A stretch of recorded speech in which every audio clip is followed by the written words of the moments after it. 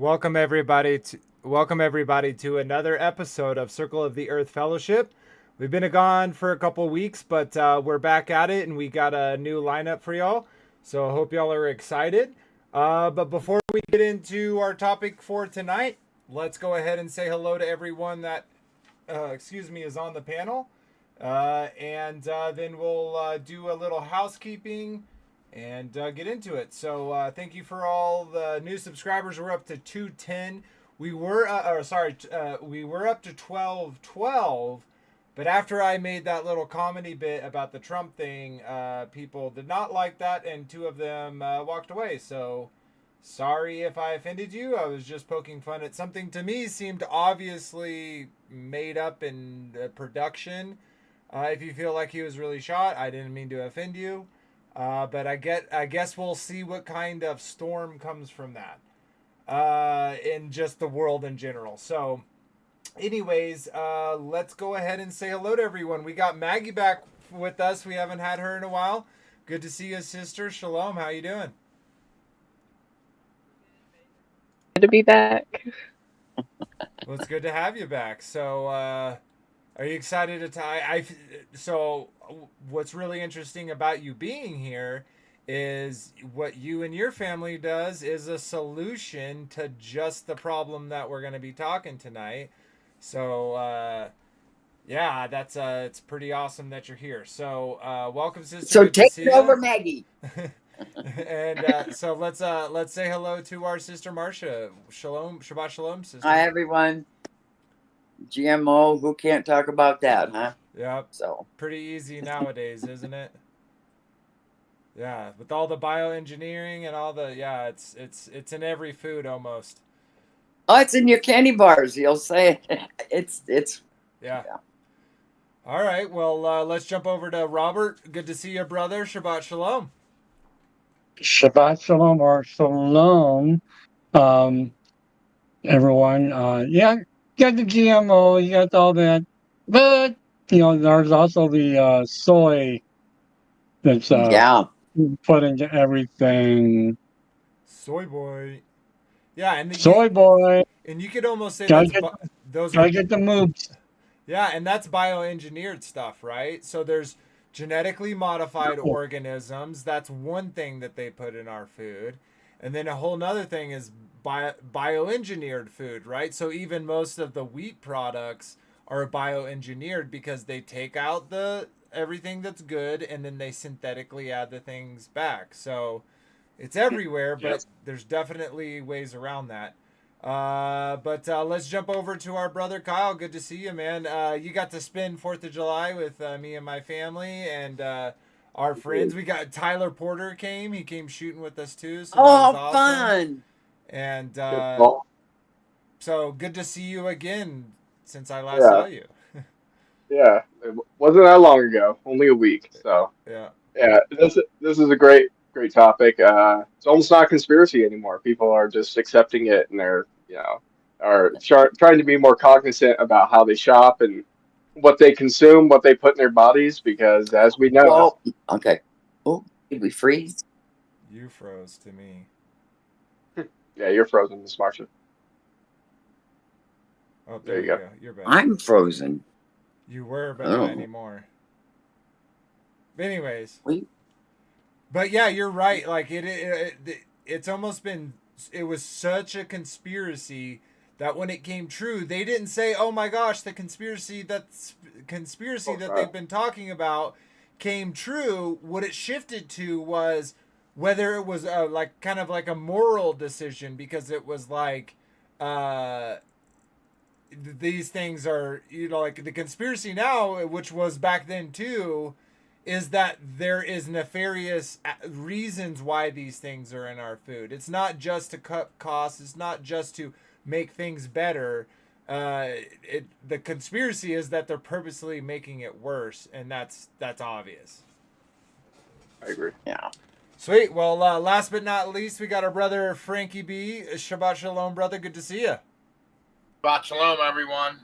Yeah, my landscaper told me they put aluminum in our deodorant. Yep. Which into your body. That's been forever. too, forever. yeah. And you're putting it right on your lymph nodes. So I tell my wife, like, so I don't. ever since I had the shingles, I do not put deodorant on anymore. And so, my wife may suffer now and then, when it gets a little too hot or a little too sweaty. But yeah, just like I'm like, you like it. Come on, you like my must. You have to, because that's what you're getting. I've seen a lot of people that are using coconut butter for a lot of things. You might want to try that. It might just cut the smell. There are some other I've been things brushing that my teeth with. but I don't know about coconut butter. Never heard Yeah, I've been that. brushing my teeth with coconut butter. They say that's supposed to be good for killing bacteria in your mouth. Interesting. Yeah, so there's all kinds of like remedies online you can find for that. You know what I mean? Yeah, totally. And my long guy also told me if you put castor oil over your liver, like rub it on the area where your liver is, you'll get a good night's sleep. So I'm gonna try that. Yeah, it pulls. It's a detoxer. It pulls out infections. Castor oil is phenomenal for so many When things. I was growing up, my grandma always had a bottle of castor oil in the house. Always. They used it for everything. Interesting. Well, sweet. Well, welcome. Let's get into, or let's do the housekeeping real quick, and then we will get into the show itself. And let me pull this up for everybody. Boom. Sweet. All right, so like I like to do, first and foremost, I want to shout out Chris and Liz Bailey over on Take on the World. They allow us to share our pieces of the puzzle with their family, with their channel, and so we always want to show our gratitude. So if you haven't checked them out, definitely do and support them. They have tons of content from tons of different creators, so definitely worth checking out. And then if you don't know, if you're on Take on the World as an example, and you don't know about us, we also we're Circle of the Earth Fellowship. We have our own channel, and you can find the links to both in the description below. But yeah, we're seekers of the puzzle pieces of truth. That's why it's that's why it's the symbol. We're looking for those puzzles, and we're trying to get together and put those together in a loving and kind way, even if sometimes seemingly our puzzles don't fit. We never know what's there. So being able to be in that brotherly and sisterly love and talk about some of these divisive topics, that's what our goal is. That's what we're doing around the round table. So like we always like to do, read out the comments from the last video. We talked about mythical animals like the Bigfoot and the different worms across, the Loch Ness Monster, etc. Lots of other ones. So if you're interested in that, go check it out. We didn't get any comments over here, but remember, if you do leave a comment, you do get it read off on the stream. Over on the Circle of the Earth, let's see, did we get any? Pretty sure we did. We got a couple. It says, Brian Regal 9899 said, "Who is they you guys keep referring to? You keep saying they do this and they can do that. Who is this? Please, and please be specific." I think the best, this was my, what? Okay, so what I said to him, I said, I just quoted scripture, Ephesians 6:12. I said, "For we wrestle not against flesh and blood, but against principalities, against powers, against the rulers of darkness of this world, against spiritual wickedness in high places." That is the they I refer to. So you're saying, so you don't know? Are you asking for first, middle, and last name? Are you talking like what specific information other than the fact that we wrestle not against flesh and blood, but against principalities? We're talking about demons, powers, rulers of darkness of this world, against spiritual wickedness in high places. Yeah, this isn't... Evil doesn't just incarnate into one person and then use that evil. Evil manipulates all that it can manipulate, anyone it can manipulate for their plan, for their desire for us to go to destruction with them, as it spells out in Enoch and Jubilees and the Testament of the 12 Patriarchs, etc. So, yeah, that's my answer to you. But I appreciate the support with the comments, Brian. Hope you come back. I hope I see you more. And then Robert said, I think the baby frog boy was fake. Yeah, like it looked fake. But to be honest, it wouldn't surprise me if those type of things existed, right? Like we're at that point where it's like, yeah, we know that they had centaurs and satyrs and all these chimera. They had all these things. So us being able to reproduce that, but more crudely, is not past my imagination. So, last few things. Discord is where this conversation and the after show, as well as the readings and all those things, go on. We share memes, we share recipes, all sorts of different things. So if you're interested in that, we also keep people up to date with content creators. So if you're interested in joining that family, again, link is in the description. We do have a merch store. That is one way to support us. But also, let me actually pull this over here. All right, I'm going to start adding this into it. Oh, I did it to the wrong screen. I did it to the screen that y'all are seeing. So we are also on Lighthouse, guys. So if you'd like to support the channel, you can also do it that way. You're able to do $5. You're able to do $5 a month to support the channel, or you can just donate. So yeah, that's another way, and I get a way bigger chunk of that. And I will never give money to YouTube. Me personally, no judgment towards you if you do. So I don't want money from YouTube. I don't want to give them money. So that's just my personal conviction. So if you want to help out, check that out. And then a couple of resources that I like to suggest is Biblegate. Hold on. Your microphone choppy. You're frozen too. You're crackling so much. You might want to Vader. turn off your video. Not the one we're watching, but your video, yeah. All right, is it better now? Yeah, and Robert, Yeah. you're muted. Where was it? Where was it? Robert's muted. But where did I start glitching out at? You were crackling the whole time. During that whole thing? Yeah. Yeah. Oh. I can't hear you, Robert. Okay, I'll just finish it up. Check out Bible Gateway, Bible Hub, as well as sacredtext.com. They have the Apocrypha, Book of Jubilees, the Testament 12 Patriarchs. They also have the Book of Enoch, which we're currently doing the reading through on Peace Seekers episodes. So check that out tomorrow, 4 p.m. Eastern, if you're interested. Okay, sweet. So I'll go ahead and just get rid of this. Yeah, we can hear you now, Robert. Oh, I'm sorry. No, you're good.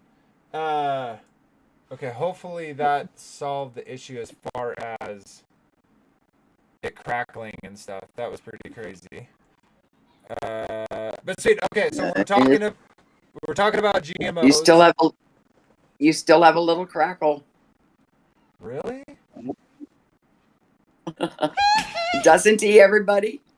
Yeah, and your video hasn't loaded. I can't hear you, Kyle. Interesting. Can you hear me now? I can't hear Kyle now. I can hear Kyle. What is going on? I'm pretty sure they're mad at me for making that video. I'm pretty sure.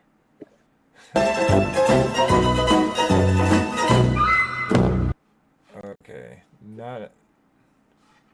Dude, I bet my internet speed is so messed up right now. Okay. Well, y'all can hear me. I guess my video is going to stay off for a minute while I try to figure out what exactly is going on.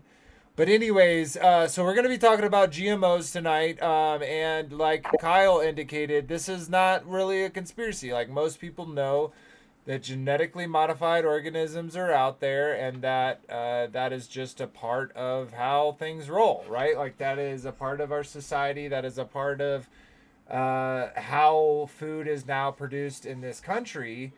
And it's kind of sad thinking about it that way, as opposed to how for thousands of years our ancestors did. So I'm going to take a quick second and I'm going to read the description of the video. I do put a lot of thought into these, so that's one of the main reasons why I like to read them, is because I put some thought into them, and so for those that don't go read them already, I'd like to read them out. But yeah, so this is for GMO and Bioengineered food. So For thousands of years, man has been working with and within creation to produce sustenance from both plants and animals alike. Through agriculture, husbandry, mankind has been able to provide the necessary food for countless of our ancestors as well as for us today. Within our modern times, many strides, whether for good or bad, have been made to reduce the amount of work necessary for that same goal. However, in recent years, there has been a rapid shift towards the manipulation and alteration of nature using force instead of care. Is there anything wrong with producing more food? Are GMOs and bioengineered foods actually bad for you? Join us as we discuss the topic of GMO and bioengineered foods and the implications for our and future generations' lives from the perspective of believers seeking the puzzle pieces of truth. So, yeah, and so what I was kind of indicating before I read that was really that things have such shifted within our society where we now look to grocery stores, we now look to convenience stores, we look to fast food and restaurants for our daily sustenance, and definitely different cultures around the world, but specifically about America, that is a part of most people's lives. And so I'm not throwing shade, I'm not throwing stones at anyone who decides to, grab that burger or grab that milkshake. I'm not throwing any shade. Or you go and sit down for a nice family dinner. I get it. I have a family. I do the same things. But I think it is really important for us to look at it because Maggie's family does, and how we're starting to do, and how other people within the truth community have, and I think we should keep pushing this, is there's a solution to all of the issues that we're going to be talking tonight. And so before we get into the various things we got for y'all to share tonight, I want to go through each of you and kind of give you, a few minutes, a few minutes, it's up to you, to kind of talk about what you know about and what your experience is with these things in whichever way you would like to share. So let me grab that. Perfect. Okay, let's jump to you quick first, Maggie. What are your thoughts about this subject that we're going to talk about tonight? Well, growing up on a farm, you eat a lot of the things that you grow, and you don't think about things being made that way as much because you're eating the things that you raise, and it's not really an object, I guess, because you raise the cattle and then you butcher the cattle and you eat them. You raise the wheat and you make bread, and it's not GMO'd to a certain extent. There are certain crops that are like the Roundup Ready crops and stuff, which is Mm-hmm. like alfalfa and corn and soybeans. So those are GMO'd. And then you have the things that aren't, like wheat isn't. So it's not a Roundup Ready crop that you would use any type of spray on. You can fertilize it, but you don't spray it. So there's just the differences in everything, and you get to see the differences because you're in the middle of all of it. Yeah, no, that's super interesting because, like you said, there's certain crops that can't be genetically modified, and there's a different kind of vector from that, right? You can use natural fertilizer or you can use synthetic fertilizer, right? And so, of course, the point of those fertilizers, whether natural or synthetic, is to feed the crop so that it has the sustenance it needs, right, to grow. And so what type of things are you pumping into the ground? And so it's like and that even goes with it, and we'll get into that more in the end, but that even goes with, you know, having your own little farms at home, right? You having your crops at home. It's like, what type of fertilizer are you putting? Are you putting Miracle Grow on your tomatoes? Is that something you really want to then put into your body? And so there is some forethought there. But yeah, the definitely within the farming industry, right? There are so many kind of uh, blockades kind of put in the way that make farmers farm a certain way, right? And for good or for worse, right? And we'll kind of get into that more as we go on. But yeah, I think you brought up so many good points, and definitely things we're going to be talking about tonight. So good start. What about you, Marcia? What's your thoughts, sister? Well, for myself, I know Maggie and them. I have a local rancher that we get all our beef from, and we get it grass fed. We know what's going in, so we've been really fortunate for the past probably 7, 8 years, and so I don't have to deal with it that way. But there's still things, and I don't grow food. So I'm trying to if you have to go organic, although that Azure, is it Azure? Yeah, I can get my wheat berries from there if that's the name of it. It's Oh. Azure, and they're AzureStandard.com.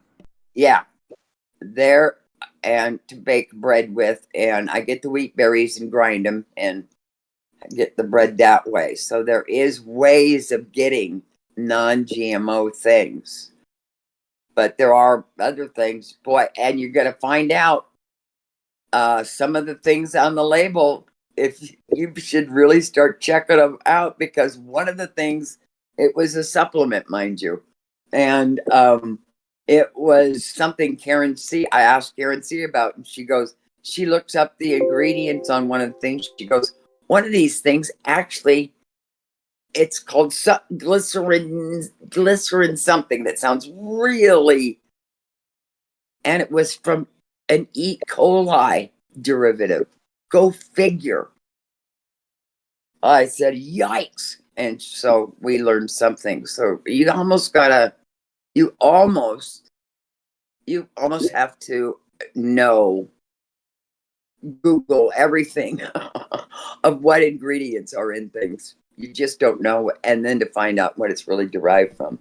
E. coli, it was derived from. Oh my God. We're actually going to talk about that. You're almost on the radar. I have an article to talk about the exact same thing. Yeah. But yeah. Alrighty, well, thanks for sharing. Totally agree with you. There's so many solutions to this, and you just got to put the time in if that's important to you. But yeah, let's jump over to Robert. What's your thoughts, brother? And so I was thinking about the wheat and how uh, they messed around with the wheat that we have in America. Um, a lot of people, they got,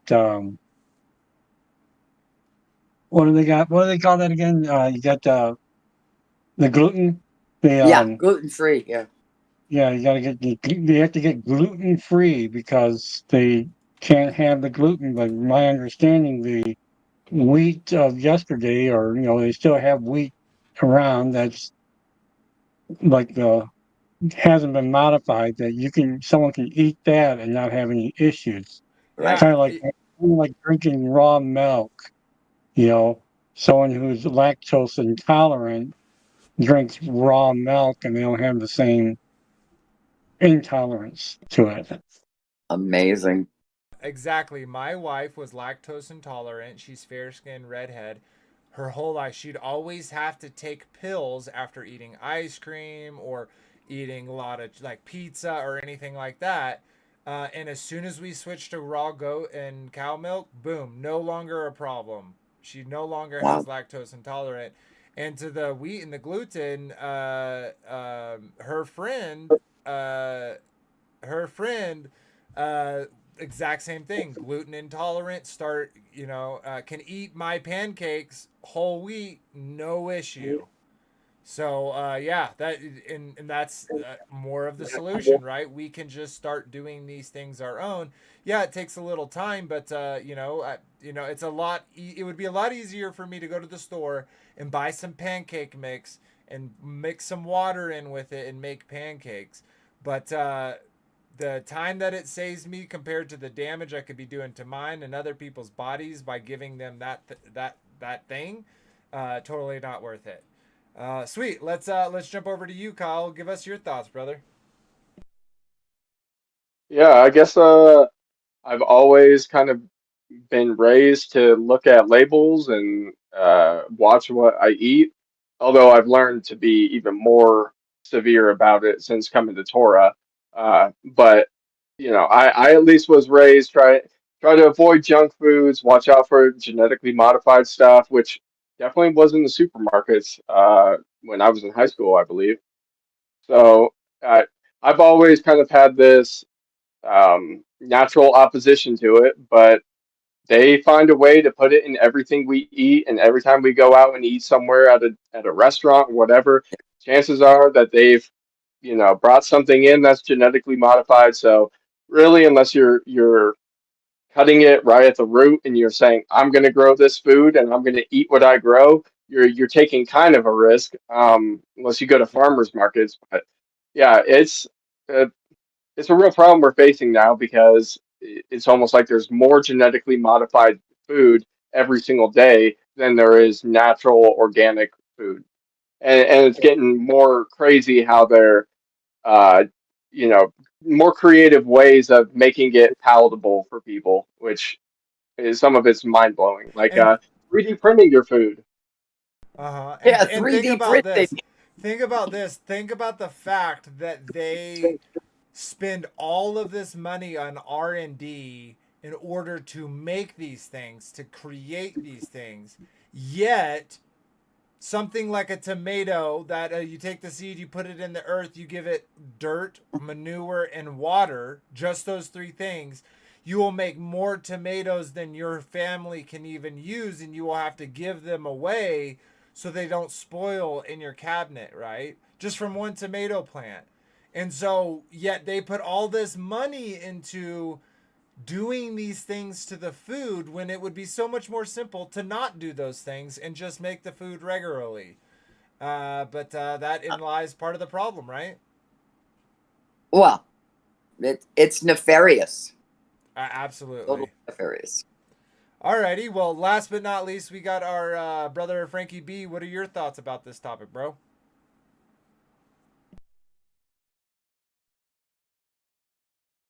Was I muted or is? Oh, it He looks like is. He doesn't even hear you. He doesn't even hear me. He's got his earphones on. Okay, And they got a mind room. maybe he has like a There he call or is. something going on. Oh, I There he have is. a phone call I had to take care of. oh, Sorry. yeah, that's what I thought. So Kyle just gave his thoughts. What are your thoughts about this topic? Yeah, I mean they're stripping all the vitamins out of the wheat. They're modifying. They're adding preservatives. They're adding chemicals into the food that we don't really need to make a longer shelf life. I just heard that they're doing something with the fruit. I've seen videos of watermelon that it's like foaming. It's rubbery. Uh, they're really trying to get people Unhealthy. unhealthy and to be needing pharmaceuticals. It's sad, it really is. I mean, You're exactly right. All the issues that are caused from putting these things into our body, they can treat the symptoms with their pharmaceuticals. Boom, double dipping. and the fast food is the worst. I mean, it's causing obesity. You see people that are. I used to watch the show My 600 Pound Life, and it's just the McDonald's. It just goes right into their legs, into their lower, like from the shoulder up, they look like a normal person, but then they're carrying around a 600-pound body, and it's just all the GMOs, the cellulite, all the stuff that. I mean, I actually bought some chicken from a market here in Jersey, and it had growth hormones. I knew it was a little bit big, and I wasn't sure. And when I ate it, I had a bad reaction to it. I felt my allergies and my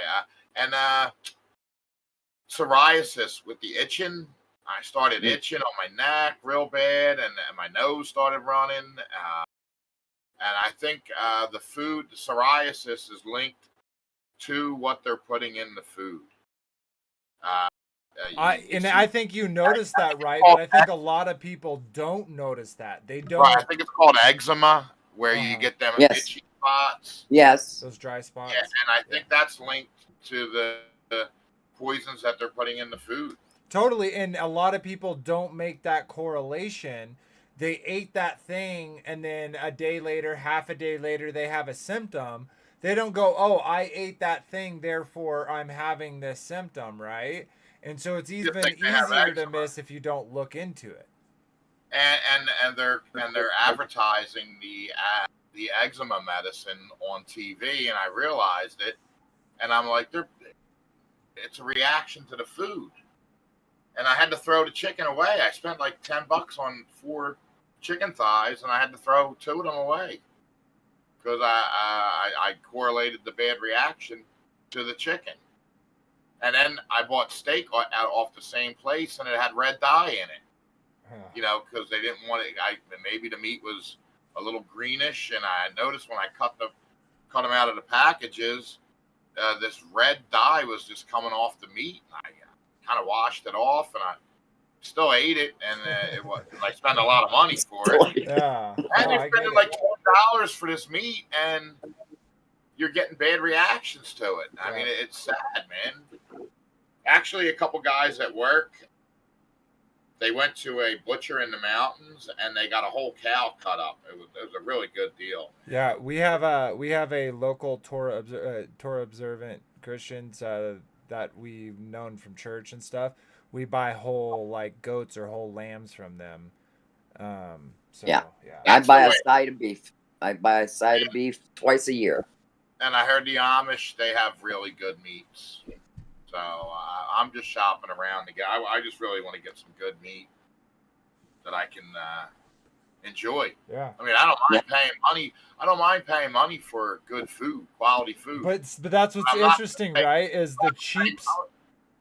Well, that's what I was gonna.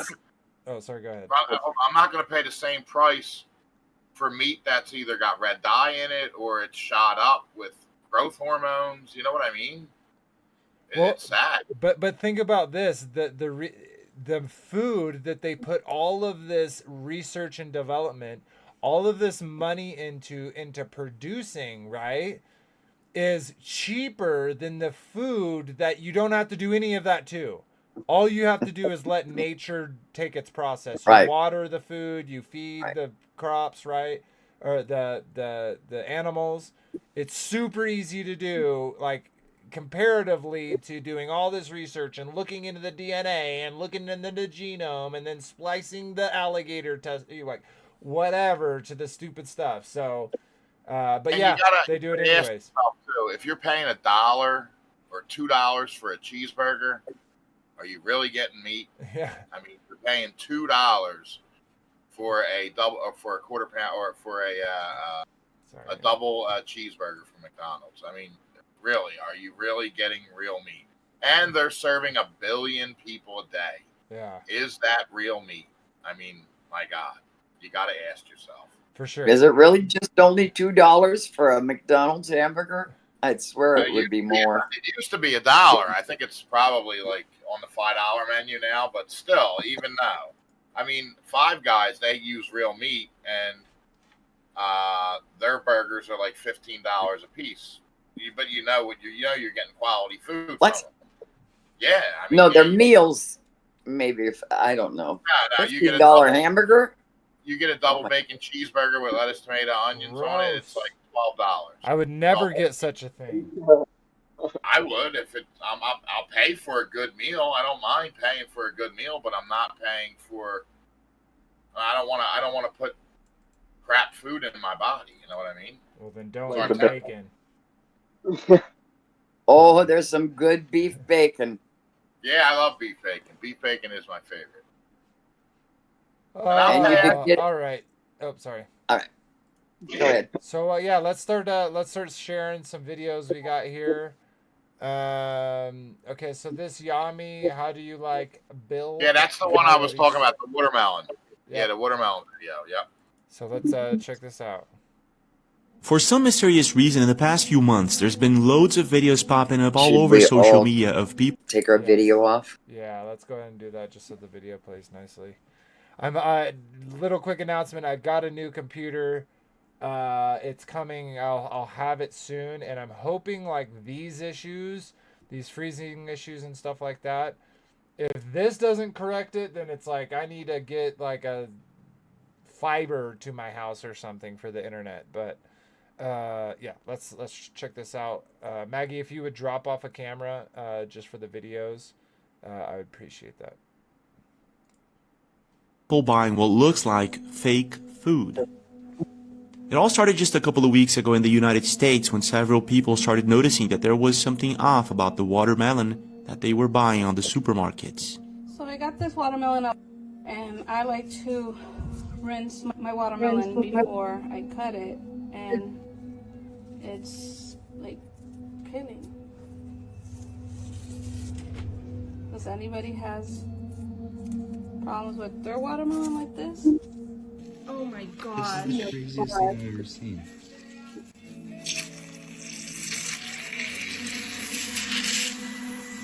It sounds like the goat is dying. There are dozens of videos where people buy watermelon from the supermarket and it looks strange. Sometimes it looks like plastic, sometimes it makes these weird noises, and sometimes, or many times actually, it feels as if it's made out of rubber. So I cut watermelon for my kids, and they're all bringing it right back, saying they don't like the texture. And I've seen enough videos of people posting rubbery watermelon. I can't believe I got one. I got a rubbery watermelon. The texture is so weird. Like, you gotta bend it so far before it will break. But it wasn't just rubbery. There was something else about the watermelon that was bothering. Oh. Sorry about that. It lagged and is not showing it. Okay, let's go back. I apologize, everyone. I'm going to start that over again. Sorry, everyone. Did you know there's no video showing up on YouTube? I did not, because I had it on a different screen. For some mysterious reason, that it wasn't showing it. How dare you! Okay. Reason, in the past few months, there's been loads of videos popping up all over social media of people buying what looks like fake food. It all started just a couple of weeks ago in the United States when several people started noticing that there was something off about the watermelon that they were buying on the supermarkets. So I got this watermelon up, and I like to rinse my watermelon before I cut it, and it's like peeling. Does anybody has problems with their watermelon like this? Oh my god. This is the craziest thing I've ever seen.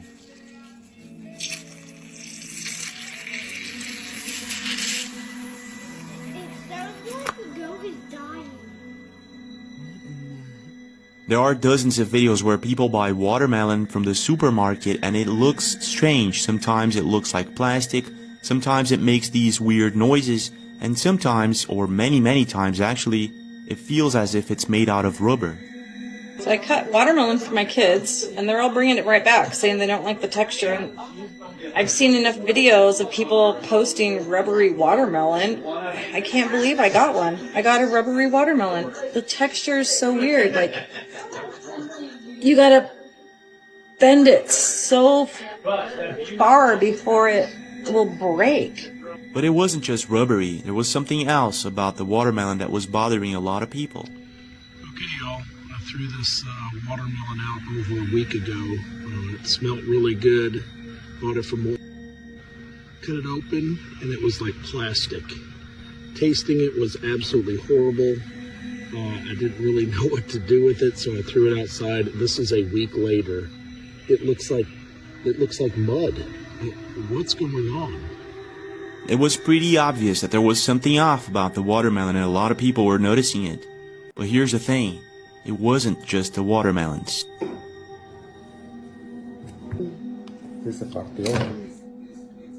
There you go. People were also noticing the same thing happening with avocados, blueberries, bananas, and the list goes on. We got it from the supermarket, but when she opens it and she breaks it in half, it gets very tough and doesn't really break. And when it pulls, it's like it's glue. It's very tight and doughy. It looks very, very fake and Play-Doh. In this next video, Ari Osborne explains how she bought blueberries in the supermarket. When she gave it to her kid, she noticed that one of them looked like it was made out of rubber. Check this out. It's left in her little bowl and I put it down the drain for the garbage disposal. And I push the button, you know, it's doing its thing, but there's a clanking and it sounds like something's stuck. So I go in the drain and there's a blueberry that's not breaking apart. It's not. I pick it up and why is there a rubber blueberry in my toddler's snack? She cut it in half and it actually looks as if it's made out of silicone or something like that. Strange, isn't it? But it gets even stranger. In this next video, a woman tests out the food in the supermarket using a magnet, and this is what happens. Look at this shit. Weak The language. magnet that I got from here into the great chicken. Let's try great. Might start taking a magnet with me when I go shopping. After these videos were posted and became a viral sensation, it made a lot of people ask the same question. Are we possibly eating fake food? What's your take?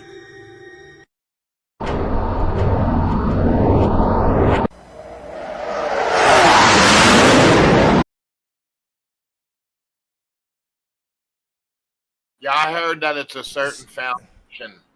That was really loud. My They came up sister. with a formula. I heard it's a certain foundation. They came up with a formula that they're injecting into the food. My sister actually did, and this was a few years back when I think when COVID, and they were saying something about some whatever that I forget the name of it, that I don't know. Anyway, so she took a magnet to her chicken and it stuck. And I said, see, I get my stuff from a local rancher. Anyway, so I used, yes, Frankie. So I asked her the next time she goes and checks out, see if it happened to beef too. But it didn't happen to the free range chicken. There was no magnet, wouldn't stick on the free range chicken she bought, but it stuck on the, you know, the cheaper stuff. Yeah, there's a lot of interesting things. One thing I will say about the whole rubber food thing, it may be like something Frankie was saying where they inject it into the actual food. My thought is it's a good way to scam out of a lot of money, because because they're selling them by the tons, right? When this food is being sold, it's being sold from the farmers by the tons. And so if they just put X amount of rubber watermelon, if they just put X amount of rubber blackberries, they could get quite, you know, in one every crate, the amount of that they're doing, it would profit them to do that. So I could totally see that. But the fact that these are getting then to people's plates makes it seem like more of an agenda, because I don't like how are the workers like grabbing these things and not feeling the weight difference. And so I don't know. I'm kind of iffy about, like, I'm obviously see all those videos too of people showing them, but whether they're genetically modified, whether they're rubber that's injected with fragrances. I have no idea what that could be. Sweet. So we have another video here, Frankenfood. It's what's for dinner. Let's eat, guys. We're gonna watch a little bit of this, not all of it. This video is by Shaking My Mind, My Head. Go check them out. YouTube Shaking My Head. Yep.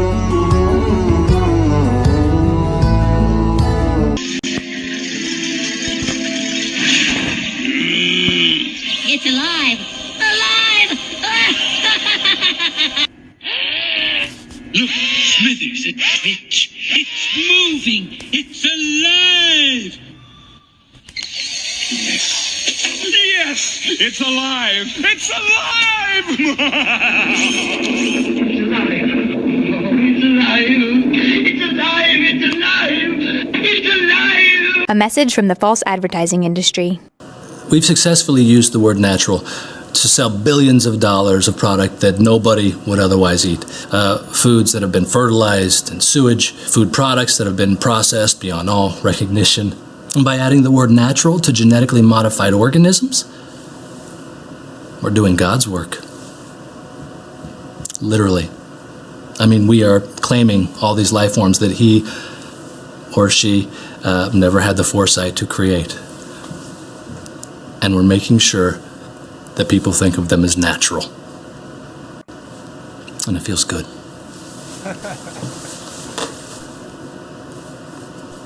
Feels good. There and talk, because I think the fact that, so we're obviously talking about genetically modified organisms, right? And what did we talk about last episode and the episode before? 2 episodes ago, we were talking about angels, the fallen ones, doing all this crafting, and then, you know, and those the material evidence and the historical evidence within histories and stories about those creatures. And then last episode we talked about mythological creatures, which are, you know, Bigfoot and all those things, and how those kind of interconnect to the demons and the Nephilim and all that stuff. And so now we're kind of going down a little bit in scale, and instead of looking at the whole creature as a whole, something that's unique or distinct, we're talking about crops. We're talking about animals that you don't see, that you're not looking at. 1 and 2, most part they look the same as the alternative. It's just ever so slight adjustments to their genomes, additions, subtractions, etc. But are not within nature. They are definitely forcing these things to happen. And great little comedy there. So let's continue. Can I just give me 1 second? I promised myself I wasn't going to do this. All right, can we just cut for a second? Are we cut? We're cut. Good. Do you think they bought it? Congratulations, boys. You made it through another Taco Tuesday. Back in the bucket till next week. Won't those vegetables go bad? Nope, they're genetically modified to stay fresh. Just don't ask how old the Jell-O is. Ew. Overreactor.org warns that over half of the vegetables sold in this country are genetically modified organisms whose effect on humans is unknown. After Leonardo DiCaprio investing in cultivated meat startups, we're talking about Mosa Meat and Aleph Farms. I think I'm pronouncing that correctly. He's also going to be joining the advisory boards of both companies. And of course, Leonardo DiCaprio has long been a very, very active or vocal climate activist, we should say. This is part of, that thesis that he's been pushing for, lowering or reducing the carbon footprint, greenhouse gas emissions. And I know, Zach, I think people hear cultivated meat, lab-grown meat. It doesn't sound very appealing. I don't know if that's more appealing than plant-based meat, but the reality is this is kind of where the market is going, just given the footprint that we've seen. Dairy and meat combined accounting for about 14.5% of Cow farts global and greenhouse climate gas change. emissions, at least according to numbers out from the UN. And some would argue that's just not sustainable anymore. Yeah. Oh, brother. I hate that not sustainable. It's not sustainable. Interesting, because human life has been sustaining, you said, now for hundreds of thousands of years. It's not sustainable. Weird. I don't believe you. But I'm going to jump over real quick to a couple articles. Sorry, this one. About cultivated meat. And yeah, so this is obviously pro for it. Good Food Institute is letting you know about this. The science of cultivated meat. Learn about the science of cultivated meat and the challenges that must be addressed for commercial production. Introduction to cultivated meat. What is cultivated meat? Cultivated meat, also known as cultured meat, is genuine animal meat, included seafood and organ meats, that is produced by cultivating animal cells directly. This production method eliminates the needs to raise and farm animals for food. Cultivated meat is made of the same cell types that are being arranged in the same or similar structure as animal tissues, thus replicating the sensory and nutritional profiles of conventional meat.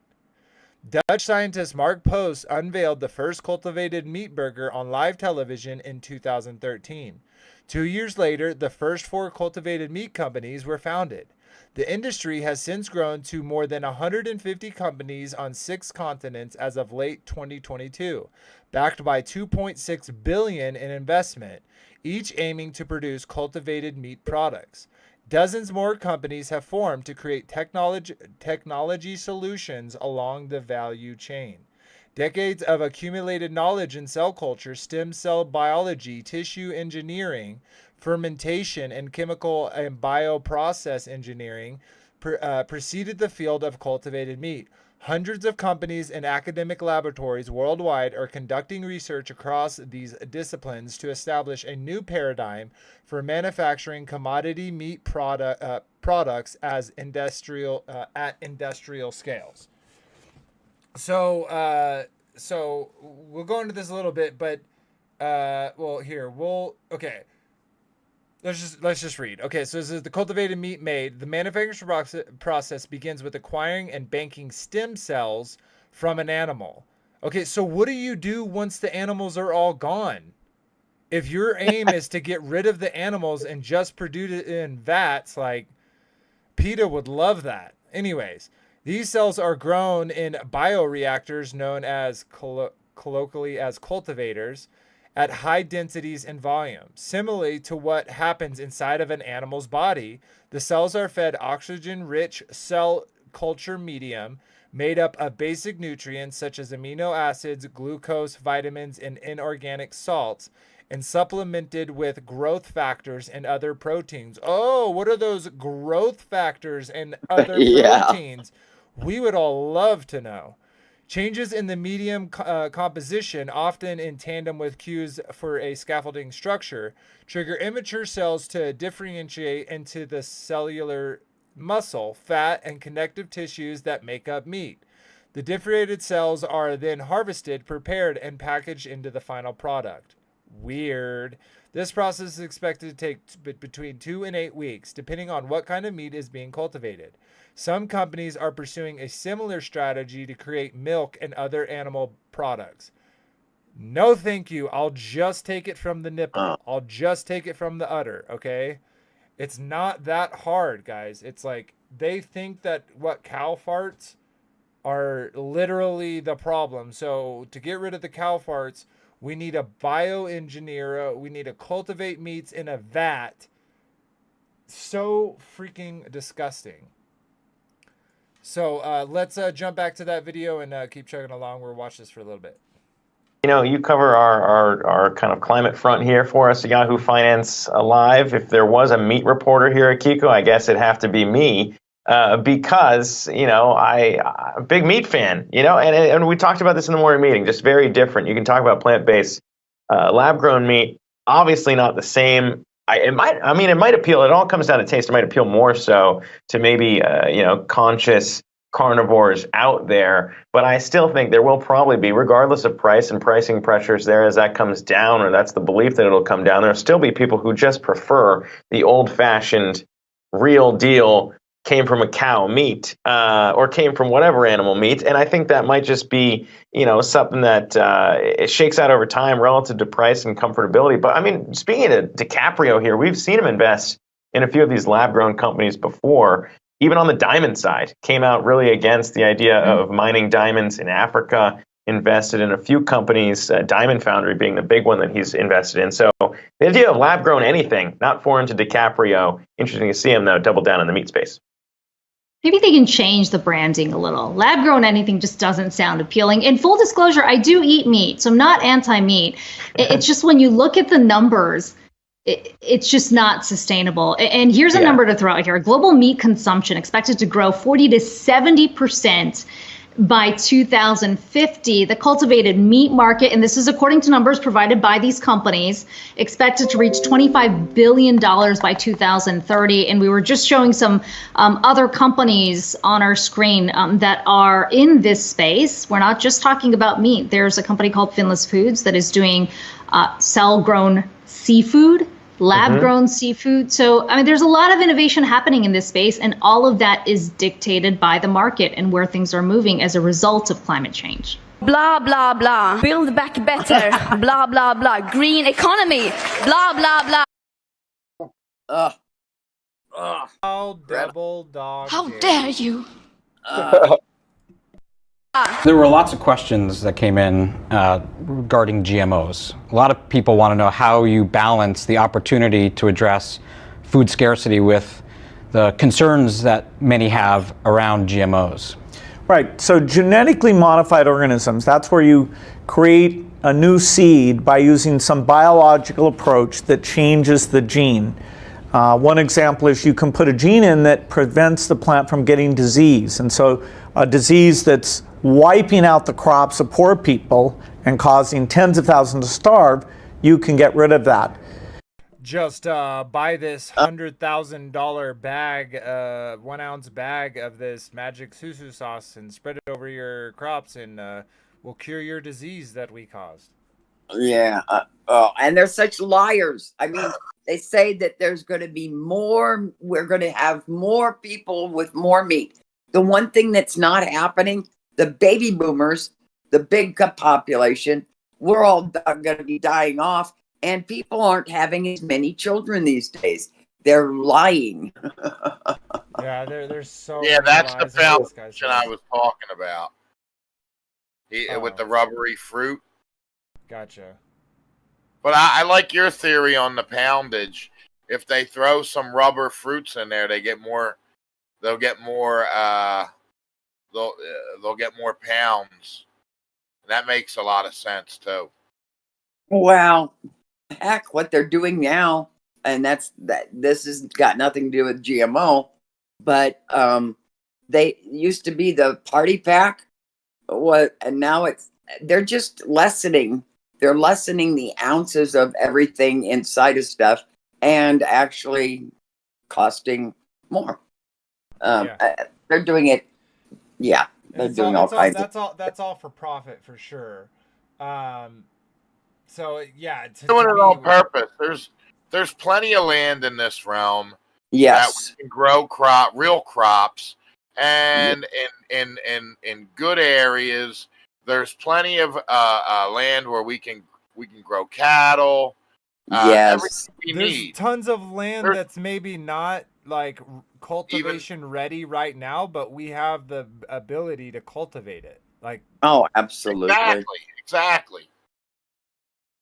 Yeah, they're doing this on purpose because they want to shorten our lifespan. They want to double dip. Yep, and they want us hooked on pharmaceuticals. The techniques we're using here were actually invented for human medicine. And in the case of human medicine, we don't have a total ban on all drugs that are created this way, nor do we have a total acceptance. What we do is each drug gets created, it's trialed, and then each country has scientists who look at, okay, what are the benefits and what are the risks of that new drug, and they decide. And it's a very sophisticated system that's trying to maximize human welfare. For plants, it's going to be the risks of that new drug, and they Look at this little indication that he does when he says for human welfare. decide. And it's a very sophisticated system that's trying to maximize human welfare. He wants to say maximize human death. Yeah. But he can't say that, so he does that little adjustment and then says human welfare. I think he's the most evil person alive. He really is. It's sad. Well, he's one of the most evil. Sure. For plants, it's going to be the same. That is, to a priori say, no, we don't want that seed that blocks disease, that's dooming the poorest to never have this kind of tool. And it'd be ironic, since many of these advances are creating things like drought tolerance that poor people only need because rich people have been emitting so much CO2 that the climate conditions are worse for those poor people. Now, making sure that there's that scientific depth so that they can analyze crop by crop, that's something that the foundation is helping to invest in, but each country will have its own decisions. And there are in the pipeline some fantastic crops that need to be looked at. We have decades of experience where rich countries have used GMOs. Some countries like South Africa, Burkina Faso, Egypt are using some GMOs right now. But the big wins are ones that come later, and each of those should be looked at as a special case, not ruled out or ruled in based on the general perception. Hey, pizza! I'm hungry. All right, just wait your turn. When it's ready, could you just shove it in my mouth? Don't you be a smart I'll break the atrocity channel. Hydrate level 4, please.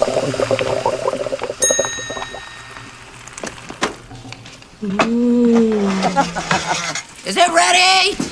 Here you go. Oh boy, Mom. You sure can hydrate a pizza. No, I'm sorry, I missed that whole thing.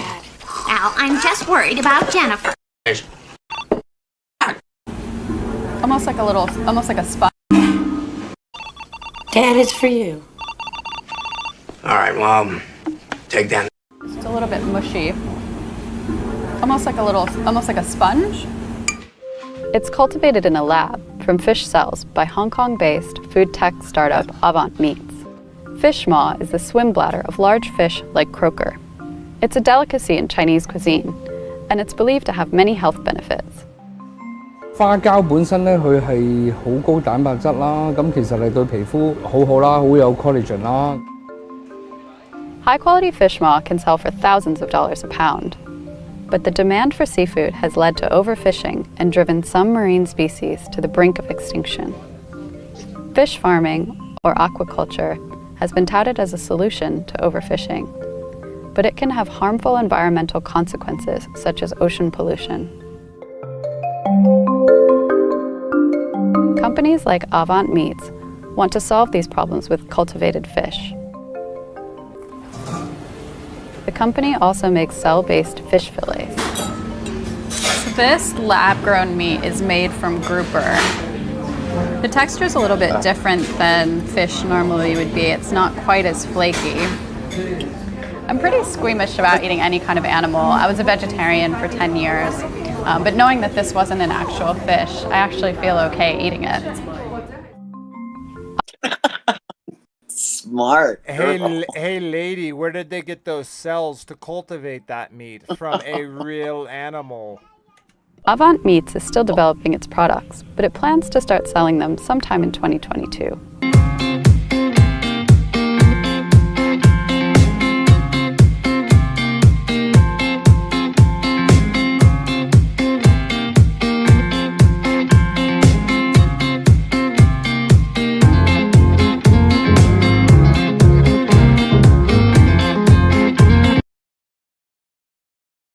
Alrighty, let's go ahead and move on to the next one. We got lobbyist claims Monsanto Roundup is safe to drink.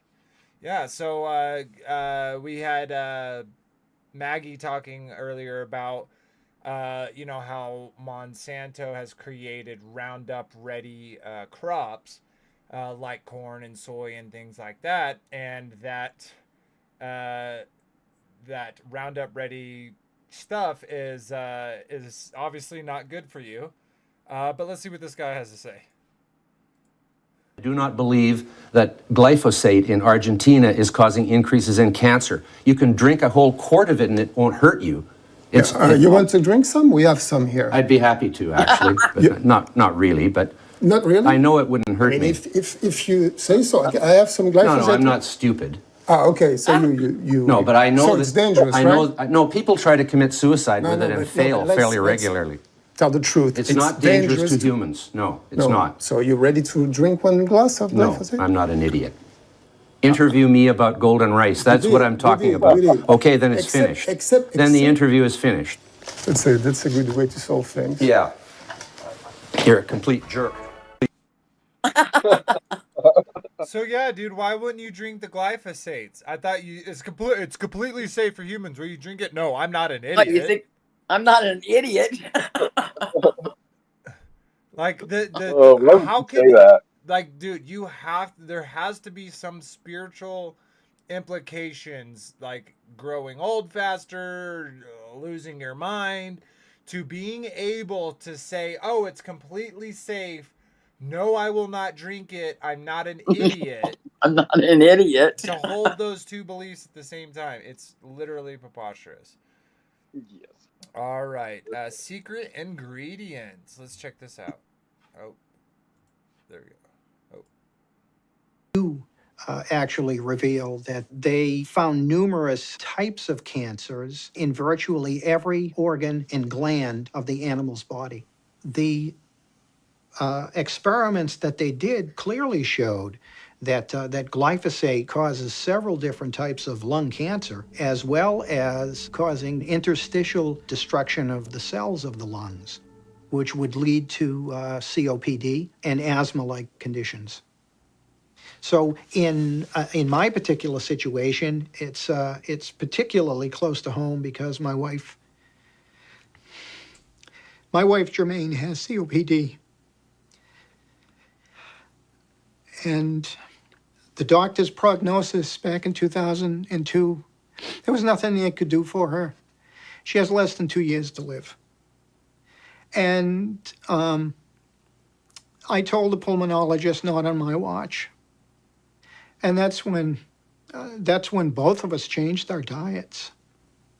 Well, that was in 2002, and now it's 2015. She's still with us. And her doctors say they don't understand why she's still with us.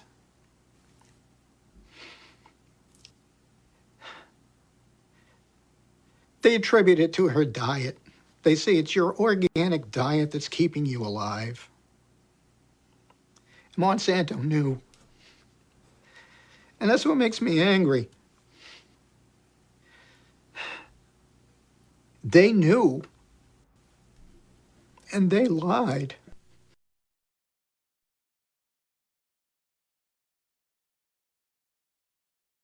That's what they do.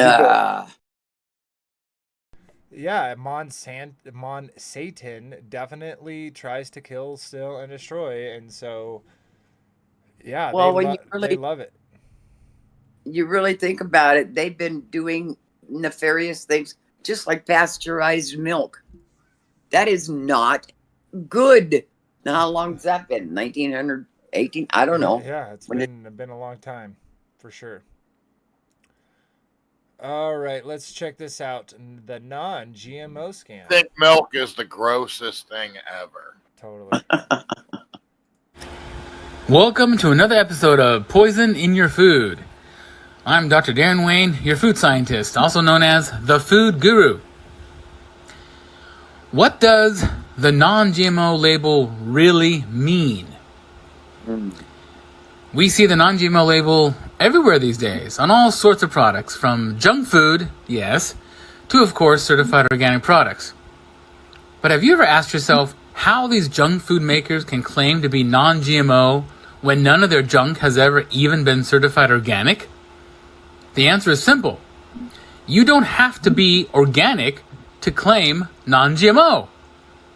Let me say that again. You do not have to be organic to claim non-GMO. So then, why can they still claim non-GMO without ever being organic and without even including a single natural ingredient? Well, because being non-GMO has nothing to do with being organic. Heck, you could label a Twinkie non-GMO if you really wanted to. It's so unfortunate that so many people have been tricked into believing non-GMO is somehow healthy and even comparable to the organic certification, even though one has nothing to do with the other. So, what does the non-GMO label really mean? It means lies. It means deceit. And it means greed.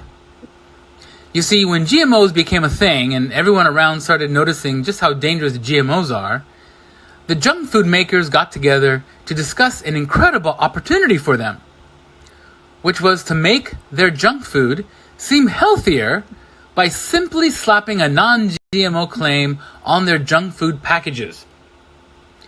And from a psychological perspective, when the masses see that a brand is avoiding one poison, they automatically assume that brand is also avoiding all poison. And they know this is exactly what the masses believe, and the fact that most people now associate the non-GMO label with also being organic is proof. Tricky, aren't they? The claim that a particular product was non-GMO and therefore safer to eat has now been turned into a lie to sell more junk food. You see, GMO means genetically modified organism, which requires GMO seeds to be used to grow GMO crops. But if the farmer does not use GMO seeds to grow their crops, but instead still uses regular seeds and sprays their crops with pesticides, herbicides, fungicides, and of course artificial fertilizer, technically they can claim non-GMO, right? But you're still eating pesticides, herbicides, fungicides, and artificial fertilizers, which is what GMOs are already. That's why the non-GMO claim means absolutely nothing. Now, there is one instance where the non-GMO claim actually matters, and that's when you see the non-GMO seal and the USDA organic seal together on the same package. Only in this instance can you trust the non-GMO seal.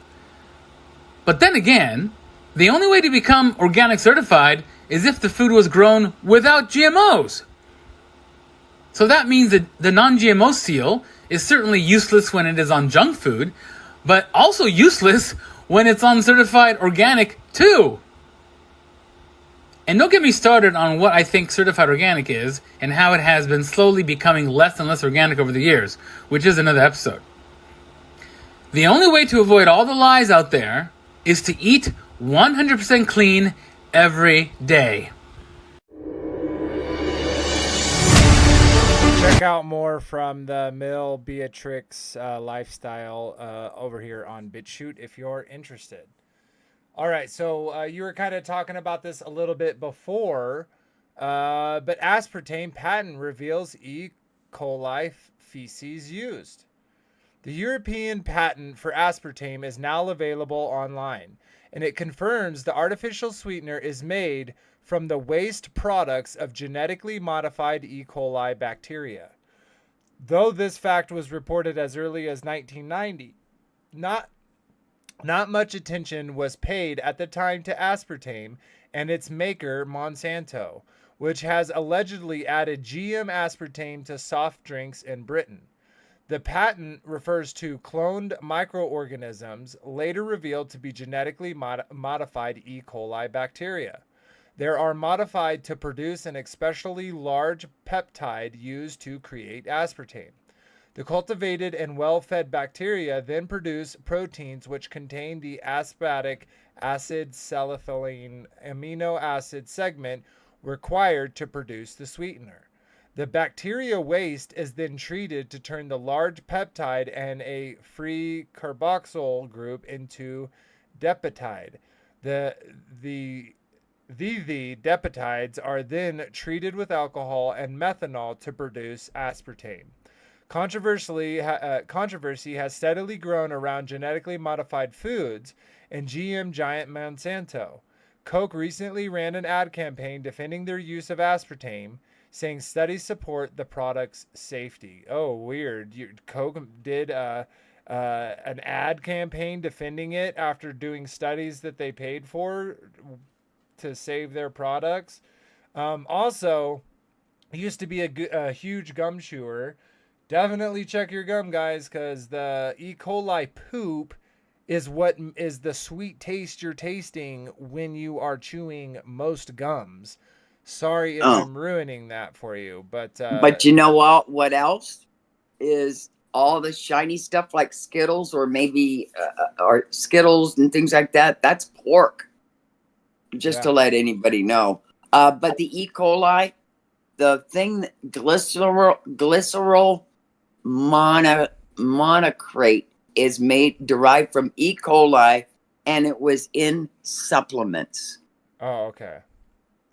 Yeah, but see, same type of thing, right? They're taking E. coli, they're using E. coli for food, but you think you're getting supplements. Your supplements are good, and they've got that in it. Yeah, and you're just it's sweet, right? It tastes sweet, so no, how could it possibly no, I'm talking about aspartame. Oh yeah. It's sweet. How could it be bad for you, right? It's sugar free. It's so much better than just eating natural sugar. Eat this eat the poop from GMO E. coli. All right, let's check this out for a minute.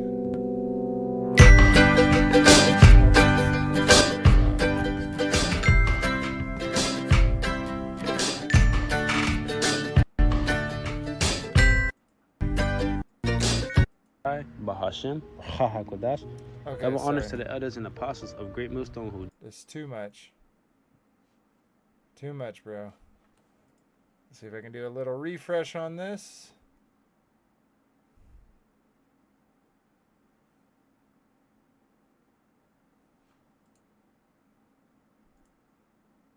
Interesting. It's just not playing.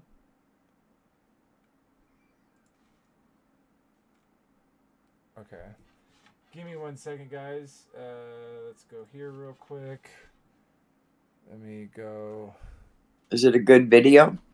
Yeah. Oh. It's not very long, but it's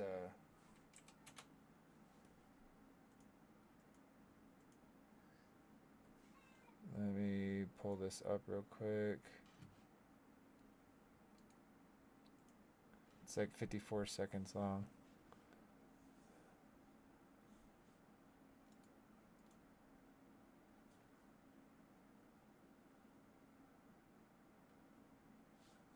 Okay, let's see if this one plays. Wow, all of these are not working. Wow. 1 second, let me try these two. 1, 2.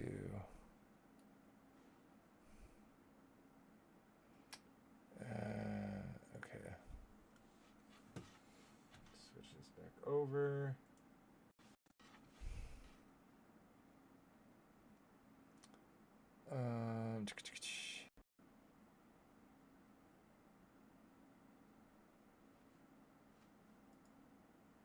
This is crazy. None of the... Whoa. Okay, let's see if this one will play. Nope, look. For the first time, U.S. regulators approved the sale of chicken made from animal cells. It allows 2 California companies to offer lab-grown meat to restaurants. The cultivated meat is grown in steel tanks using cells that come from a living animal, a fertilized egg, or a special bank of stored cells. It feels strange, a little peculiar initially, but after a period of time, it becomes ubiquitous and boring, and that's eventually the path for cultivated meat. Okay, but don't look for it at grocery stores anytime soon. Cultivated chicken is apparently much more expensive and cannot yet be produced on the scale of traditional meats. I'm trying it. I think. Yeah? Okay. For all the other things we eat. Yeah, that's true. Watch breaking news on YouTube. Subscribe to ABC 7 Chicago.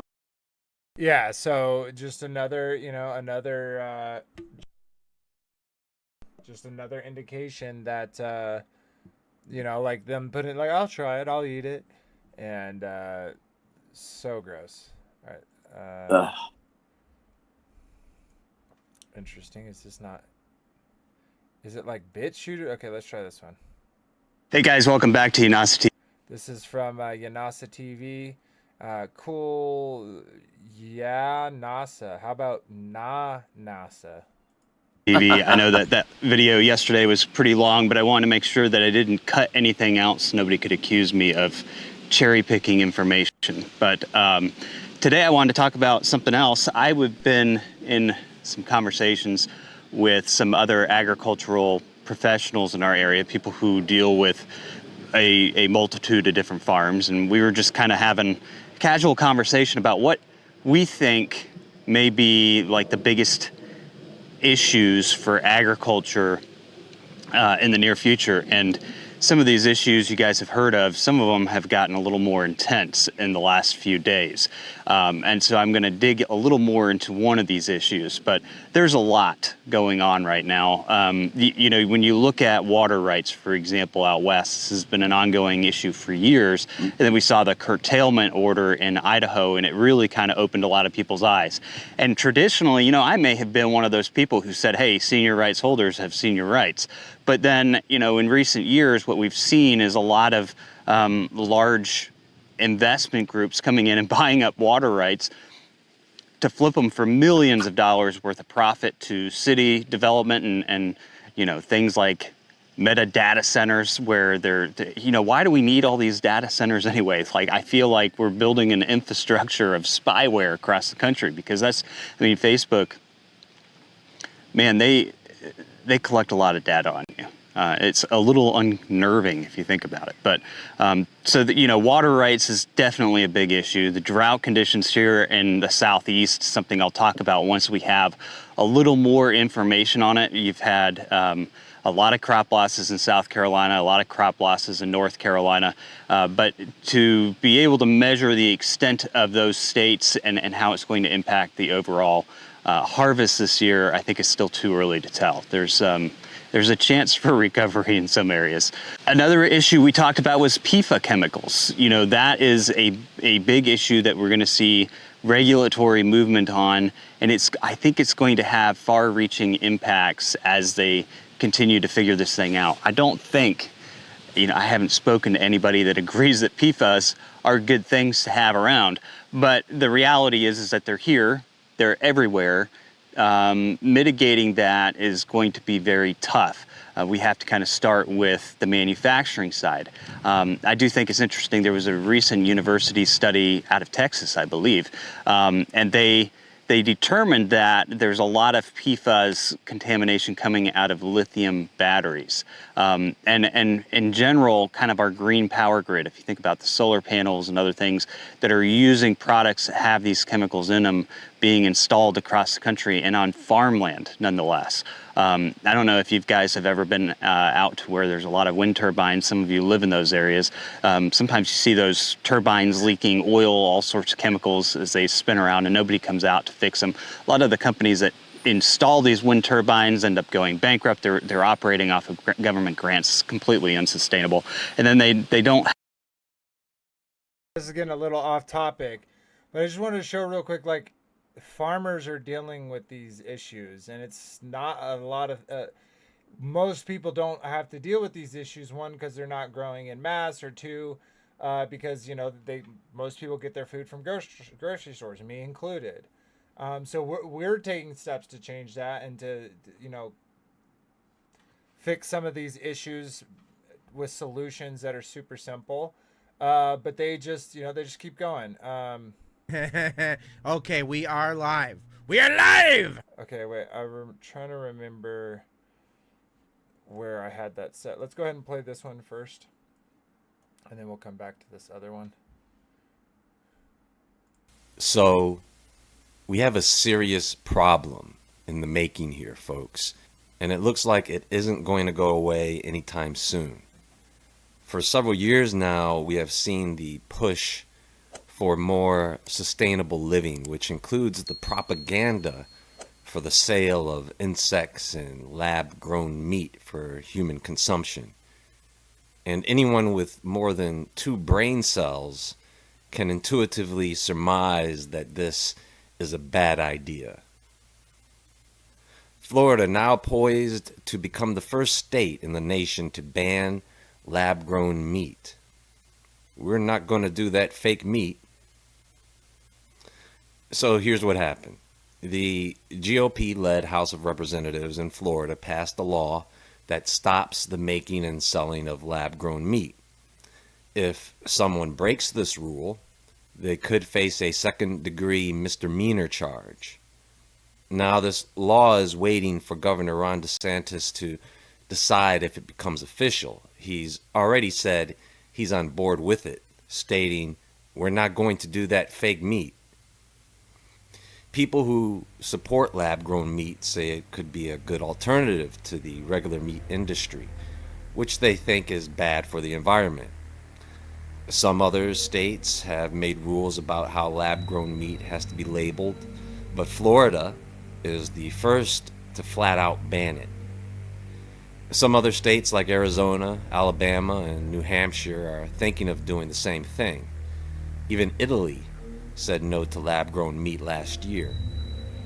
Now, a lot of big agriculture groups like in Florida are all for this law, like the Farm Bureau and the Cattlemen's Association. Democrats in the House argued against the law, saying it's not fair to pick sides and help one industry over another. They worry that this might scare off new businesses and tech companies that want to invest in Florida.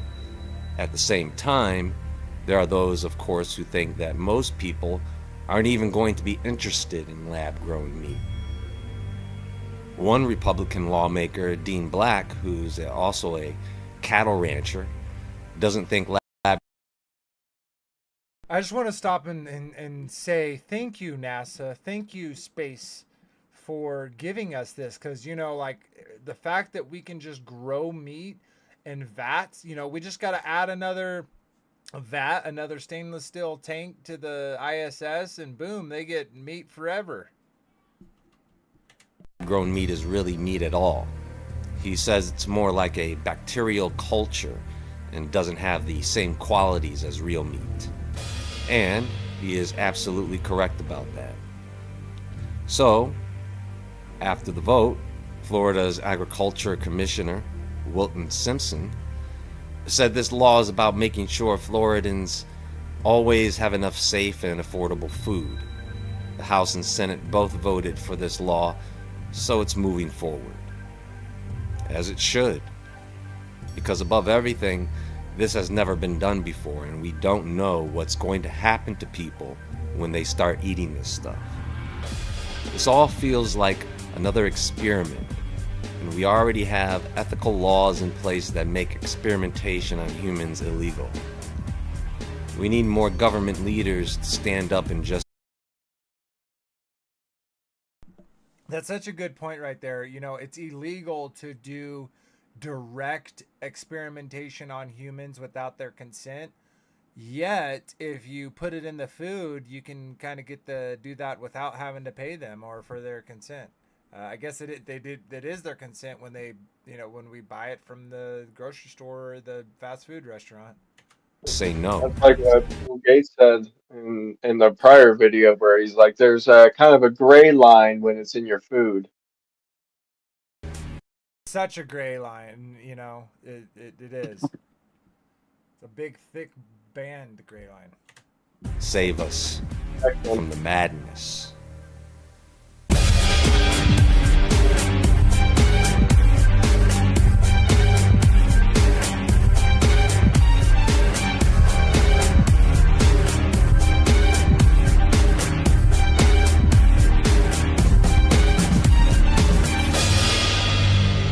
Check out more from Woodward TV about this topic. This is called Lab-Grown Meat, What You Need to Know About Secret Cultivated Meat. We're going to watch a few minutes of this more, and then, but I'll leave it to you to watch the rest of it if you're interested. So check them out on BitChute.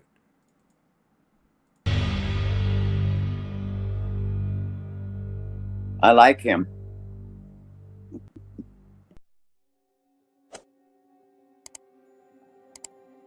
So let me briefly explain the process of cell-cultured meat or lab-grown meat.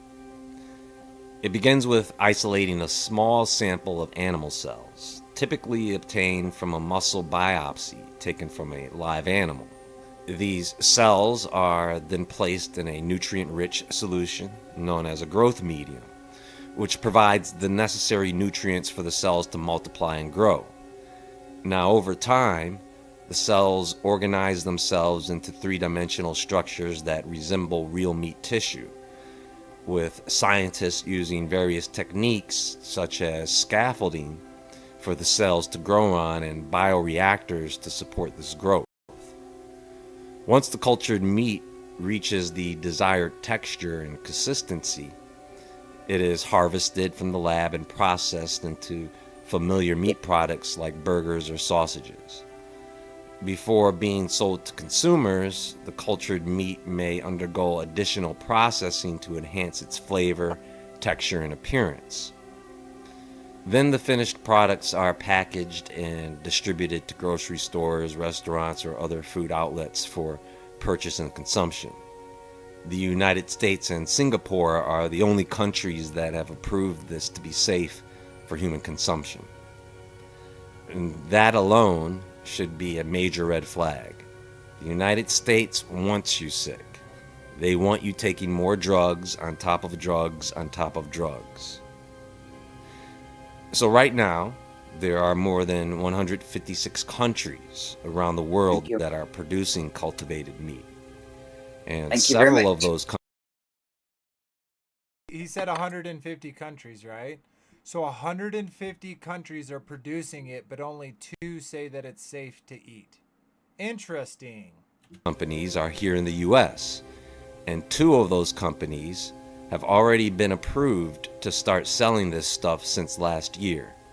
Good Meat and Upside Foods. Now this is the COO of Upside Foods, Amy Chen. Let's see what she has to say about this company and its agenda. Upside Foods COO. Amy, it's great to see you. Before we get into this and what this means for your business going forward, I think a lot of people are asking themselves, what exactly is lab-grown chicken? What is it and how do you make it? Great. Thanks, Sean. It's good to be with you today. We call it cultivated chicken. We call it cultivated chicken? Well, first of all, Amy, it is not chicken, because a chicken has a brain, beak, eyes, feathers, blood, cartilage, and bones. What you are calling chicken is a pile of muscle cells clumped together to form a mass that was not intended to be eaten by anything, let alone human beings. So it's essentially the meat that you've always known, but made in a new way. So it's literally grown from animal cells. So we start with a sample of cells, we feed them nutrients, vitamins, etc., in what we call a cultivator. We feed them nutrients, vitamins, etc. So that's what we're doing, Amy? You're just going to fly through that part, huh? What does it actually mean when you say nutrients, vitamins, etc.? What does that mean? Well, according to your company's method of process, that would include water, saccharides, sugars like glucose and fructose, which can be sourced from plants, most likely wheat and corn, but also from refined sugars like glucose syrup and high fructose corn syrup, which would be cheaper to use, amino acids like glutamine and lysine, which are sourced from wheat, soy, corn, and peas, all or most of which are genetically modified, which is not a clean source of food for a chicken or any other living organism. Not to mention that the production of these crops does harm many animals. Vitamins like vitamin C and vitamin B6 which probably comes from the most cost-effective option of fermentation, and you have to engineer bacteria and yeast in order to produce those two vitamins.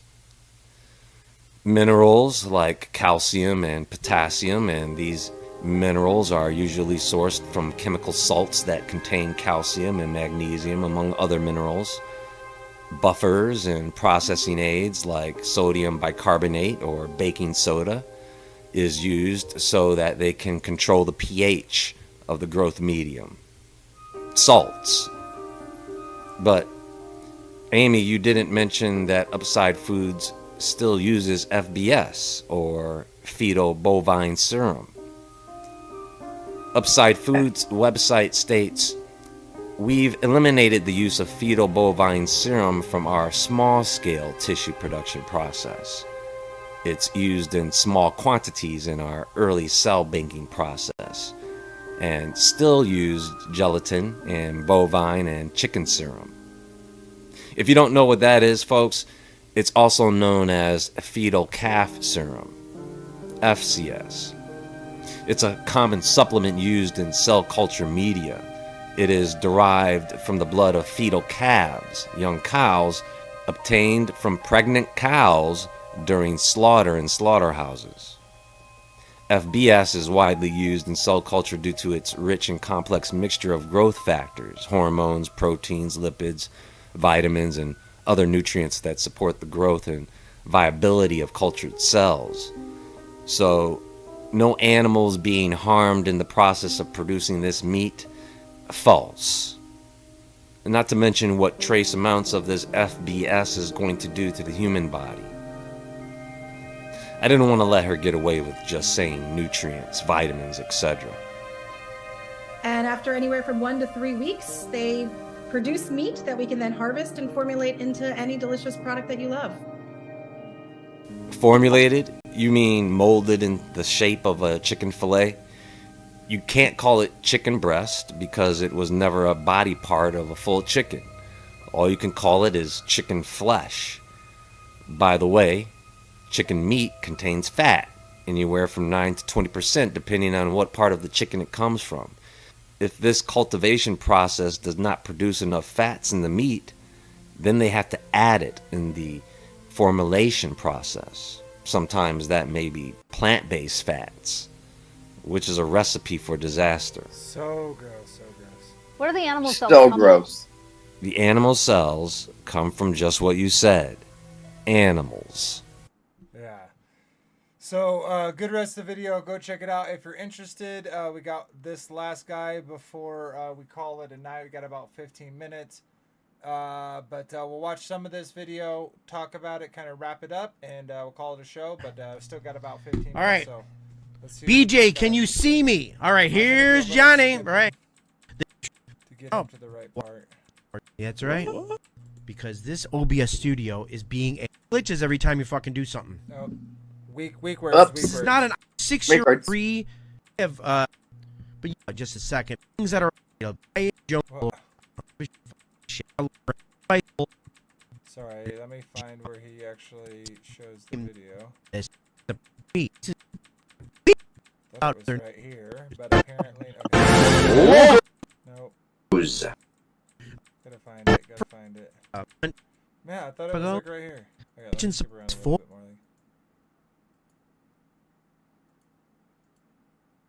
Oh, no, it's just glitching. Okay, never mind. This one is being angry. But I am in a pickle. Okay, let's just cut it off there. There was another thing that I wanted to talk about though when it came to GMOs, and I'm like, I forgot to pull up the thing, but let's just go ahead and kind of close out the show. We'll kind of talk here for 15 minutes or so. I'll tell you, the shows have been going by so fast lately, haven't they? The topics have been really good. Shows have just been flying by. Shut this off. Yeah, they do, don't they? Time flies when you're having fun, and we got a whole bunch of interesting topics coming up. We'll be talking about technology as a whole next week, and then we'll talk about CERN, and then follow that up with Antarctica. So those are all going to be great, fun topics to talk about. Hey, did you watch the video that I sent you on the head transplant? Didn't did you message it to me? I want to. Yeah, I sent it in your text message. I want to see Marsha's head on Robert's body. That would be great. Okay, I'm gonna try one thing. Okay, Frankie. I'm gonna have to jump over here for just a quick second. I'm trying to get my camera set up, but I think I have to close this. Come over here. Bring this up. Open this up. Turn on my camera. It's weird. It's like acting like it's never, like it didn't just use this camera. Well, you know what? We are talking about GMO food and all this kind of stuff, but actually they've been tampering with our food for a very, very long time. Yeah. And so it's...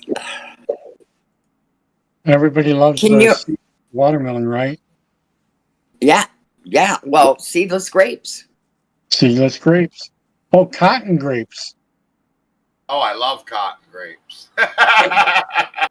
Well, so how dare you? Some of don't take away my cotton grapes. So they're so good. Well, so there's and I'm not gonna I don't know every ins and outs of it all, but there is a difference between hybridization and GMO, right? So you can take two plants and breed them together and create a plant that has a smaller seed or that produces more leaves, right? So you can cross, you can cross certain genetics of plants that are able to mate together and get different things like we do with dogs, right? Like you can take two dogs, you can produce this, and then you can take that dog, that genetic, and produce it and kind of keep the exact traits that you want. So that's something different. That to me, that's not necessarily bad, because we've gotten a lot of good fruits, like a lot of our apples, again, not GMO, are because we mixed all these different apples together until we got these certain kinds. So. Okay, but they should have a seed in it.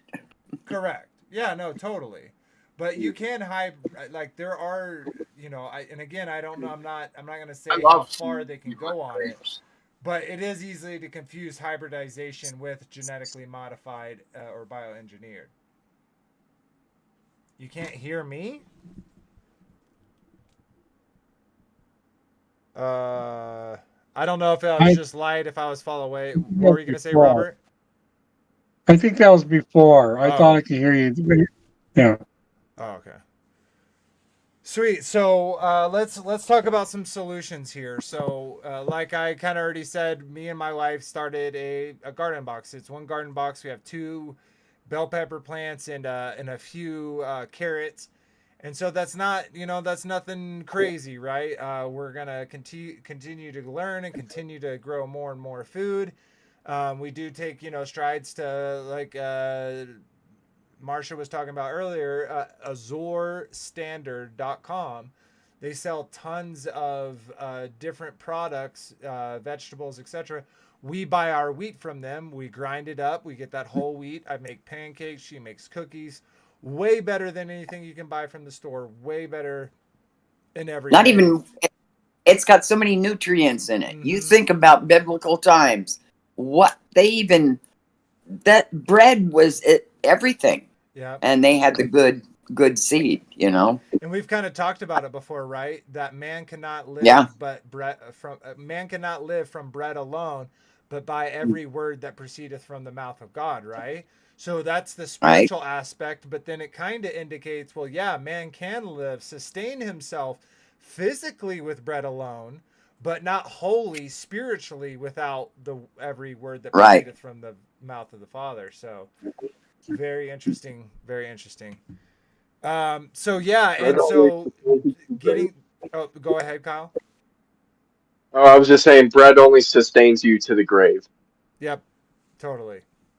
And so getting things like chickens, creating a garden box, starting growing stuff, all of these things will help. I believe Frankie brought it up earlier, and we kind of do this too. Go to your local farmers markets instead of getting your vegetables and all your stuff from the big box stores. Absolutely. Get it from the local farmers. That food is 100% more nutrient dense than anything you're going to get from a grocery store. Look into butchers, look into local farmers that grow livestock. Mhm. And yeah, you may need to buy a Absolutely. fridge, a freezer. You may need to get some space in the freezer.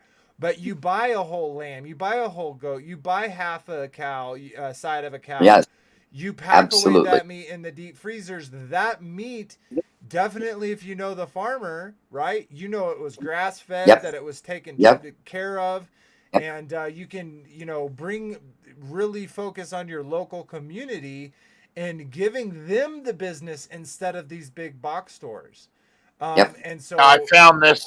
that's I how found we'll- this lunch. real quickly. That's how we'll make a change is by local community. Go ahead, Frankie B. Yeah, I found this lunch truck. It's a fruit truck. They make fruit salads for $5. The fruit is so fresh: mango, pineapple, watermelon, honeydew melon, cantaloupe. It's so good. Do you know Great. where it's grown? I don't know where it's grown, but it's so good.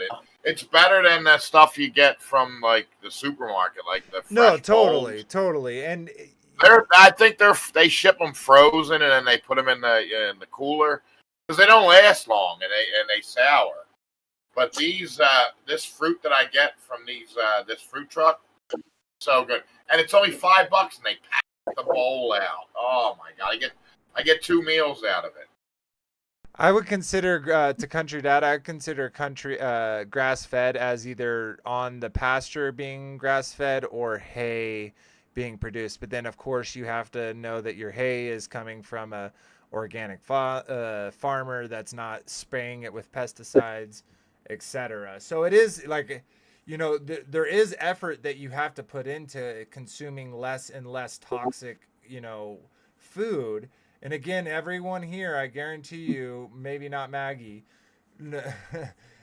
has to, because we're in this world, has to consume these things at some point in time, right? Like, unless if for instance, I made burgers for the 4th of July, all the burger meat, let's say it was organic and good, right?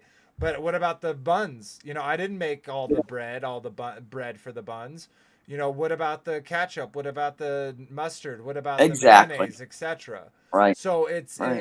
it is impossible to get away from it completely, but you can start making changes in your life to start, kind of moving it back into your control as opposed to just their control.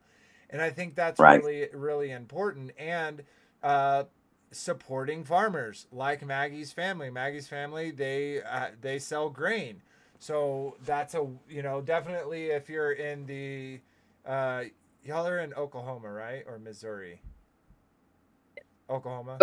Yeah. So if y'all are in the Oklahoma area and you see Country Dad or one of the Country Fam on, and you're interested in getting some, some wheat, support locally, support those people, definitely within the Torah community if possible. So yes, both. Oklahoma, you should be able to get definitely grass-fed cow, like real good meat, man. I mean, you probably You got can get it farms here in everywhere. Washington too.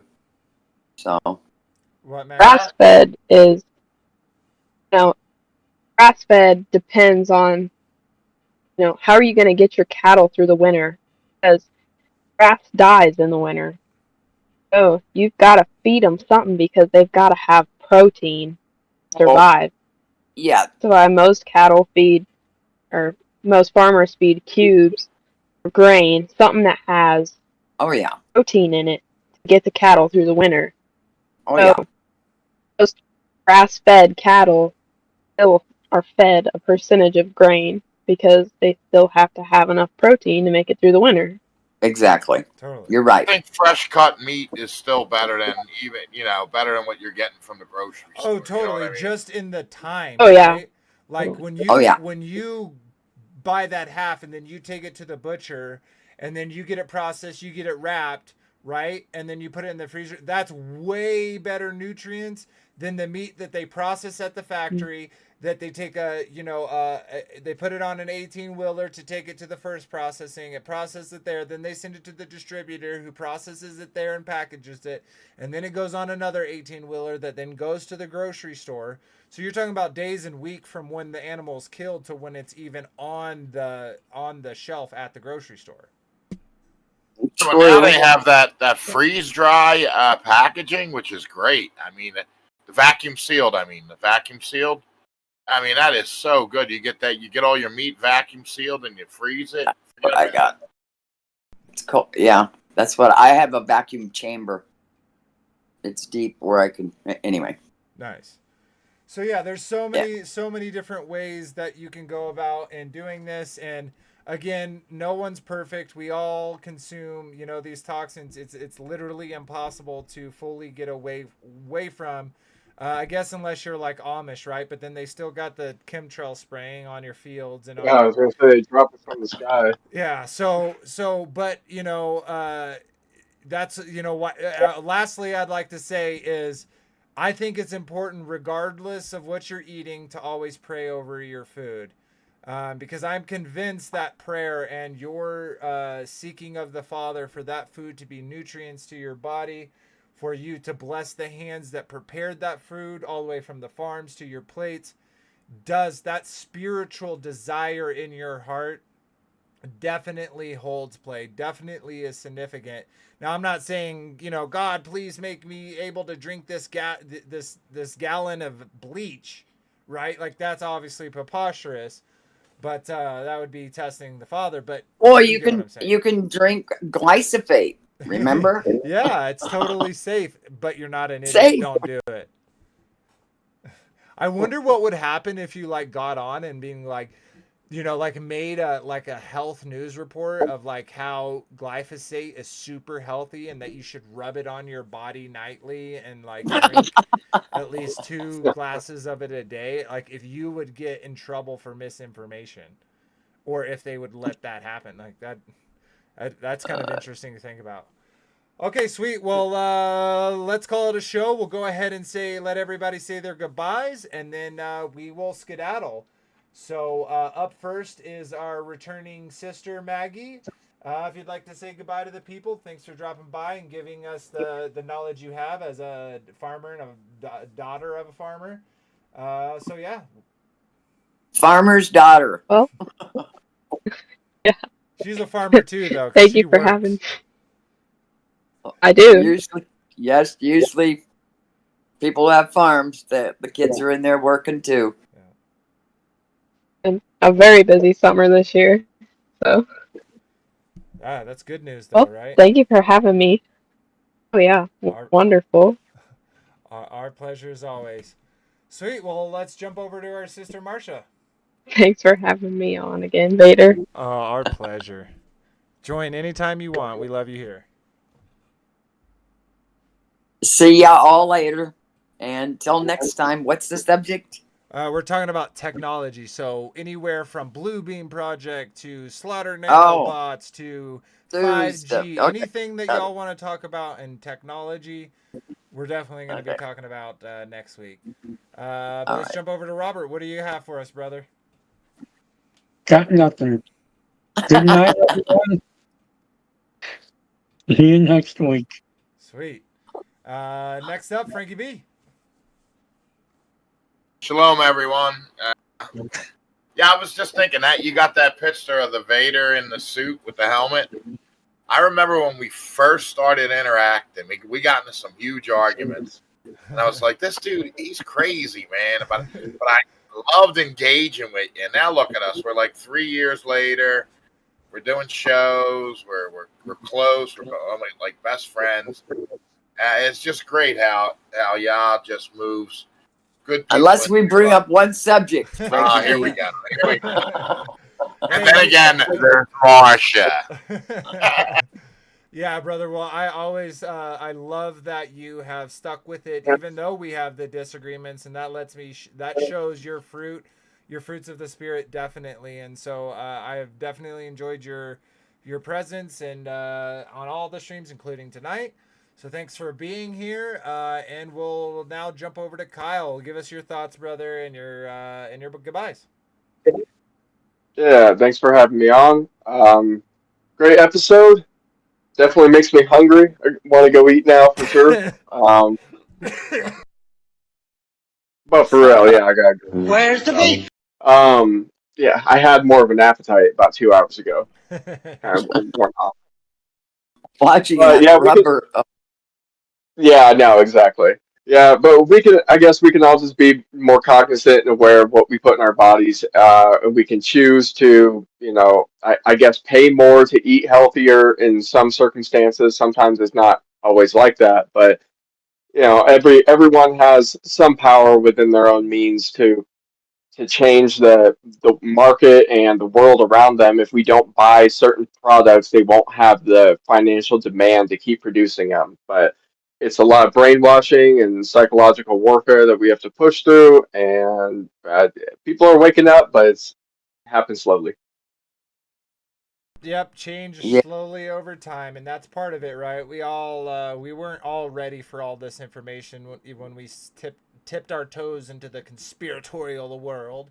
But one thing that's important, definitely within scripture and beliefs, theology as well as conspiracy and history and all those things, is that we be humble, right? That we be willing to learn and say, "Hey, I was wrong then, and I now see," and just keep growing and keep getting bigger, closer to the truth, and that's why we're here. So sweet. Well, thank you everybody for joining us. I can't show you on camera, so I can't wave bye to you.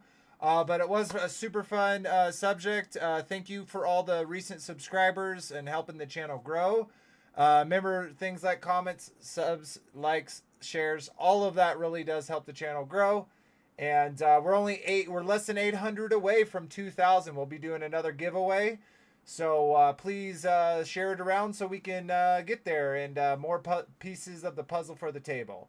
So without any further ado, everybody, have a good night and a good week coming up. Check out the channel if you're interested in the reading of the Book of Enoch. We'll be doing part 5 tomorrow at 4 p.m. Eastern. I think I have to do that earlier tomorrow. So I may change that. I think it might have to actually be pretty early tomorrow. But you'll see that. I'll get it posted. But yeah, Shabbat Shalom, everybody. And until next time, remember that Abba loved you first. Good night, everybody. Good night, all. Good night. Hi, everyone. Good night, everyone. Dig deep. Don't forget.